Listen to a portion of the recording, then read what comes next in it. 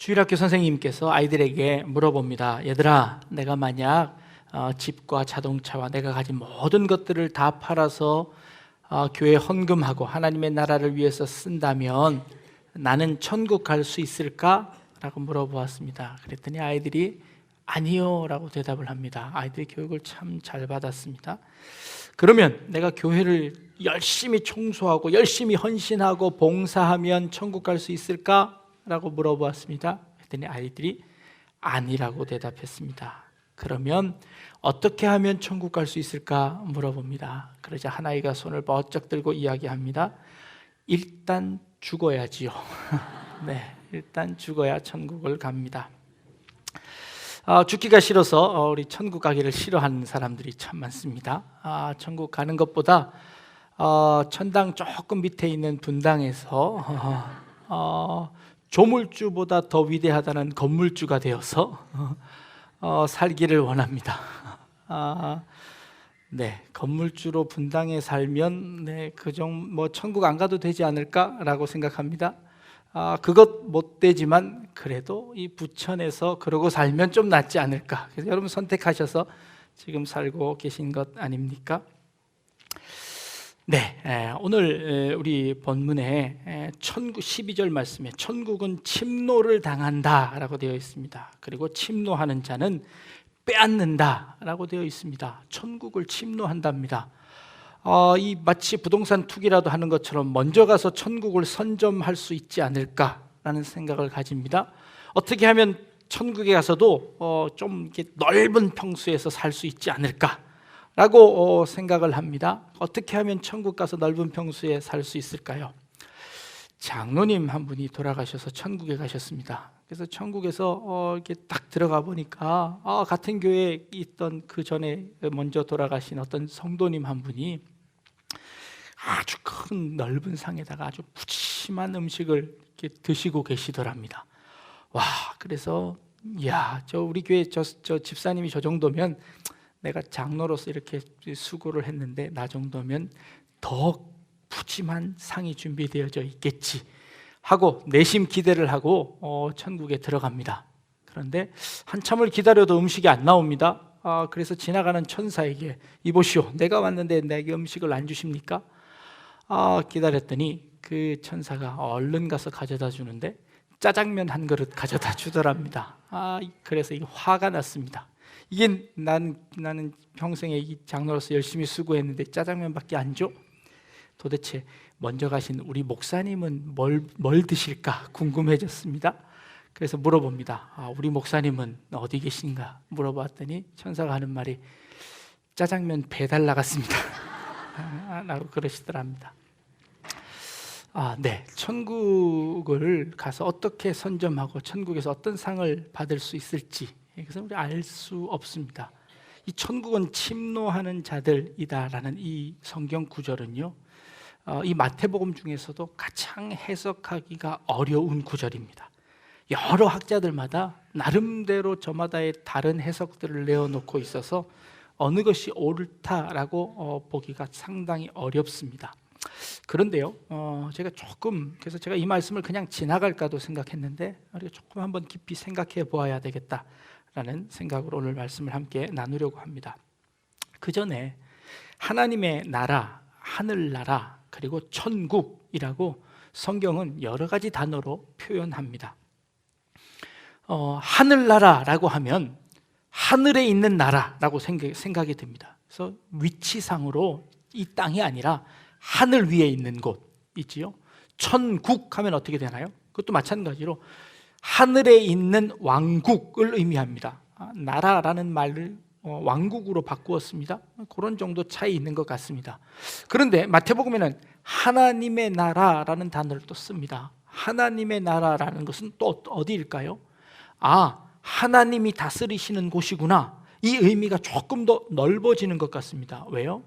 하늘나라는 하늘에만 있는 곳인데 하나님은 온 천지 만물에 계시니까 하나님의 나라는 조금 더 그 의미가 더 확장되어진 느낌을 갖게 됩니다.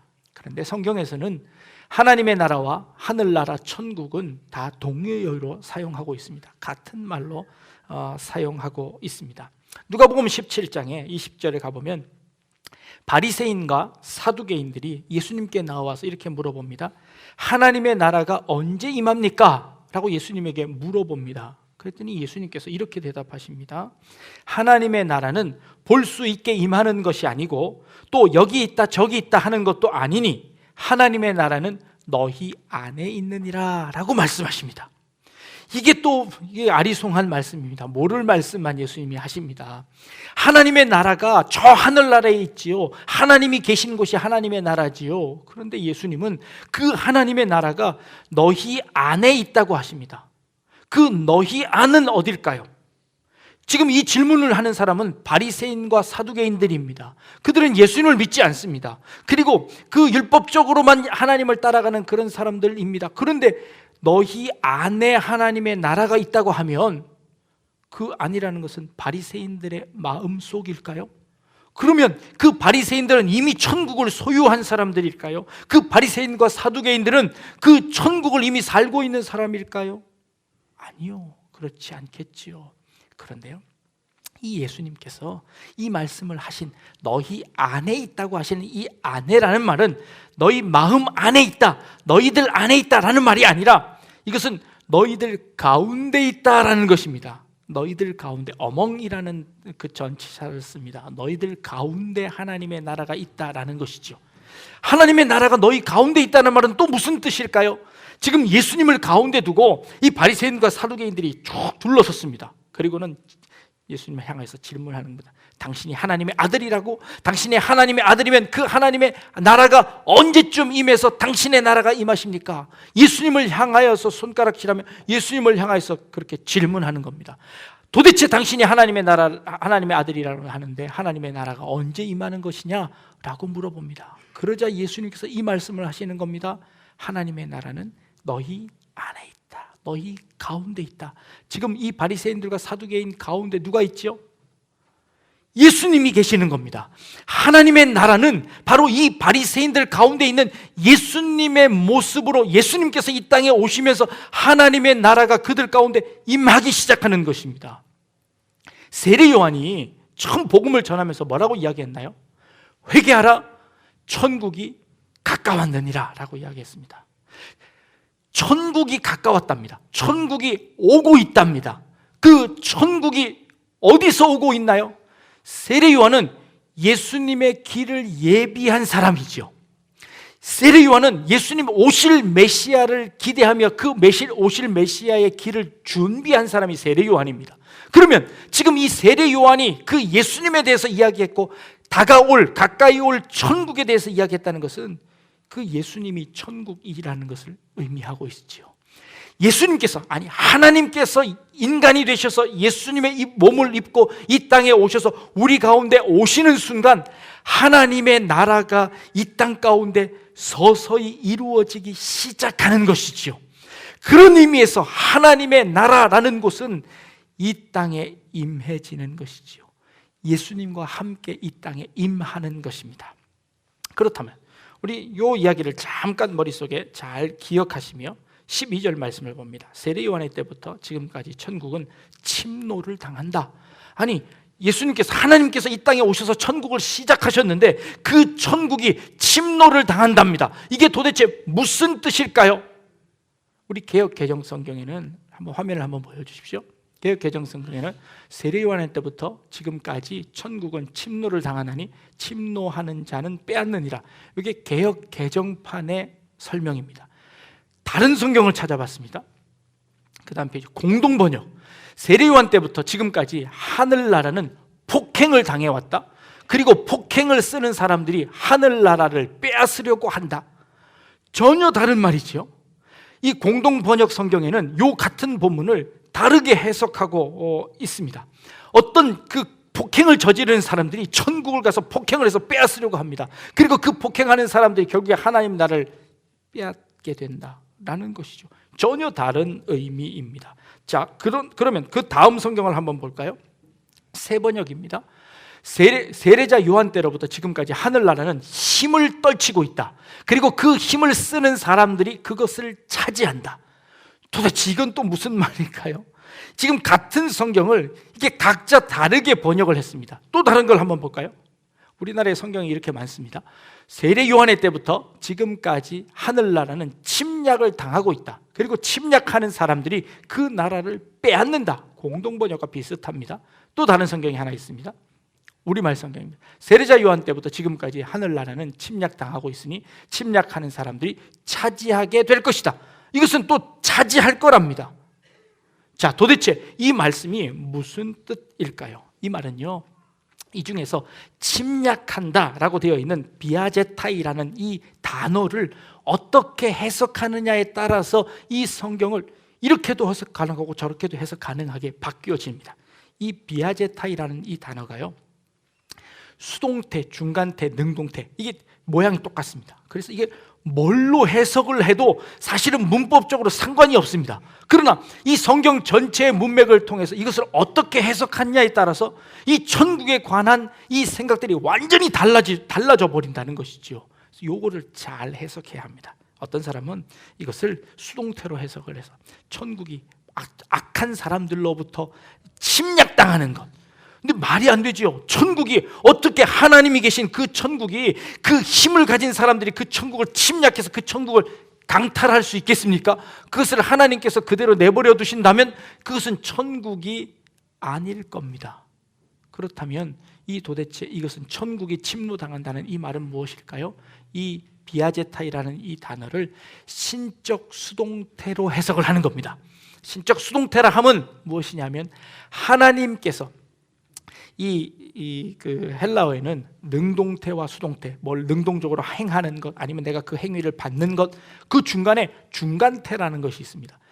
형식은 수동태처럼 되어 있는데 그 내가 능동적으로 행하되 그 행위가 나에게로 들어오는 것, 모르셔도 됩니다. 어려운 말입니다. 네, 모르셔도 되는데 이것을 그렇게 해서 해석을 하면 어떻게 해석이 되어지냐면 이렇게 해석이 되어지는 겁니다. 천국은 하나님에 의해서 힘을 떨치고 있다, 확장되어지고 있다, 하나님에 의해서 그 천국이 이제 시작되고 있다라고 해석을 하는 겁니다. 그렇게 해석하면 이 전체의 말들을 올바로 우리가 논리적으로 이해할 수 있게 되어지는 것이지요. 그런 차원에서 다시 한번 이 본문을 해석을 하면 이렇습니다. 세례 요한은 오실 메시아를 통해서 회개하라, 천국이 가까웠다, 예수님께서 오셔서 천국을 이루어 나가실 것이다, 만들어 나가실 것이다 라고 말씀하셨고, 정말 메시아가 오셨습니다. 그 메시아가 오신 이유는 뭘까요? 예수님을 통하여서 하나님의 자녀가 되도록 만들었습니다. 그리고 그 하나님의 자녀가 되는 순간 하나님의 백성이 되어지지요. 하나님의 백성이 되어지는 순간 하나님의 나라가 거기에 임하게 되어지는 것입니다. 그래서 하나님의 나라는 하나님에 의해서 이 땅 가운데 내려오시고 이 땅 가운데 펼쳐지고 이 땅 가운데 확장되어지고 하나님의 백성, 하나님의 나라가 이 땅 가운데 실현되어지는 것을 의미하는 것입니다. 그 일이 언제부터라고요? 요한 이후부터입니다. 왜요? 요한 이후에 메시아가 등장했기 때문입니다. 그 말은 곧 너희들 가운데 있는 예수 그리스도, 너희가 보지 못하는 그 예수 그리스도를 통하여서 이 땅에 하나님의 나라가 조금씩 확장되어져 가고 있다라는 것을 말씀하고 계시는 겁니다. 그 예수를 믿는 순간, 그 예수님이 우리의 마음속에 오시는 순간 우리는 하나님의 나라가 우리의 마음 가운데 이루어집니다. 그런데 이 나라가 완성되어지는 것은 언젠가요? 그 예수님이 다시 오시겠다고 하신 그 재림의 종말의 순간에 하나님의 나라는 이미 임했지만 그 임한 하나님의 나라가 완성되어지는 것은 종말의 때 완성되어지는 것입니다. 그래서 우리는 이 땅을 살아가면서 이 땅이, 우리가 살아가고 있는 이곳이 하나님의 나라가 되기 위해서 헌신하고 노력하겠습니다 라고 다짐하는 사람들 모여 있는 곳이 교회이고, 오늘 우리 세례 받으신 분들은 무엇을 다짐하는 것입니까? 내가 세례를 받음으로 하나님의 자녀가 되었고 하나님의 백성이 되어서 이제 하나님의 나라의 한 일원으로서 하나님의 나라를 확장해 나가는 그 일에 내가 힘쓰겠습니다 라고 다짐하며 세례를 받으셨습니다. 그 일을 예수님께서 오셔서 시작하셨는데 어떻게 하셨나요? 예수님의 산상수훈의 마태복음 5장에 나와 있는 그 말씀들을 통하여서 하나님의 나라는 이런 나라입니다 설명해 주셨습니다. 하나님의 나라는 하나님을 사랑하고 이웃을 사랑하는 그런 나라입니다. 하나님의 나라의 생활 방식은 이런 것입니다. 원수를 향하여서 그를 사랑하고 오른뺨을 맞으면 왼뺨을 돌려대는 것이 하나님의 나라의 법칙입니다. 법률입니다. 그렇게 하나님의 나라를 확장시켜 나가십시오 라고 예수님께서 하나님의 나라의 법도를 가르쳐 주셨습니다. 그리고 그것을 제자들에게 가르치셨습니다. 그 제자들이 그 말씀을 듣고 하나님의 나라를 확장시켜 나갔습니다. 전 세계에 예수 믿는 사람들을 통하여서 하나님의 나라가 되도록 만드셨습니다. 그리고 그 일이 지금 우리에게 전해졌습니다. 우리가 예수를 믿는 순간 우리는 하나님의 나라의 백성이 되었습니다. 이제 그 하나님의 나라를 만들어가는 것이죠. 그 하나님의 나라를 우리가 살아가는 이 교회에, 그리고 우리가 살아가는 가정에, 그리고 우리가 일터 가운데 하나님의 나라가 되도록 만드는 겁니다. 그런데 아직 완성되지 않았기 때문에 불완전합니다. 때로는 쓰러지기도 하고 넘어지기도 합니다. 때로는 그 완성된 천국의 모습이 아닌 것처럼 보일 때도 있습니다. 그러나 실망하지 않습니다. 왜요? 예수 그리스도가 우리 안에 있음으로 말미암아 그 하나님의 나라가 시작되었기에 그 하나님의 나라를 시작하신 그분께서 결국에 그 나라를 완성하실 것이기 때문에 그 완성될 그 나라를 향하여서 우리는 오늘도 한 걸음씩 한 걸음씩 나아가는 것이죠. 이게 신앙생활입니다. 이게 하나님의 나라입니다. 이것이 천국이 우리 가운데 확장되어져 가고 있는 것이죠. 예수를 믿고 우리의 마음속에 평안이 생겼습니다. 예수를 믿고 우리의 마음속에 두려움이 사라졌습니다. 예수를 믿고 예수를 영접하고 이제 내가 나의 가치관이 세상의 가치관이 아니라 분당의 건물주가 아니라 천당의 하나님의 백성이 되는 것으로 우리의 삶의 목표를 바꾸었습니다. 네, 그곳이 천국이죠. 그 천국이 우리 가운데 시작된 것입니다. 우리의 가치관과 우리의 목표와 삶의 목표와 우리의 모든 이상들이 하나님의 뜻 안에서 세워지는 것, 이것이 진정한 하나님의 나라인 줄로 믿습니다. 그 일을 여러분들의 마음속에 예수 그리스도께서 시작하셨습니다. 오늘 학습을 받고 우리 세례를 받는 여러분들의 마음속에 그 하나님의 나라가 시작되신 줄로 믿습니다. 그 하나님의 나라를 온전히 붙잡고 그리고 침노하는 자, 그 하나님의 나라를 확장시켜 나가는 자가 되어서 그 하나님의 나라를 넓게 만들어내는 그런 우리 성도님들 다 되실 수 있기를 주님의 이름으로 축복합니다. 기도하겠습니다. 하나님, 요한의 때부터 지금까지 천국은 침노를 당하나니 침노하는 자는 빼앗느니라 라고 말씀하신 것처럼 예수 그리스도로부터 시작되어진 그 천국이 우리의 마음속에 임하게 하시고 또 우리를 통하여서 그 나라가 확장되어지기를 원하시는 하나님의 놀라운 뜻을 깨닫게 하시고 저희들이 하나님의 자녀로서 하나님의 백성으로서 하나님 나라의 삶을 살아드리는 저희들이 되게 하여 주옵소서. 감사드리며 예수님의 이름으로 기도드립니다. 아멘.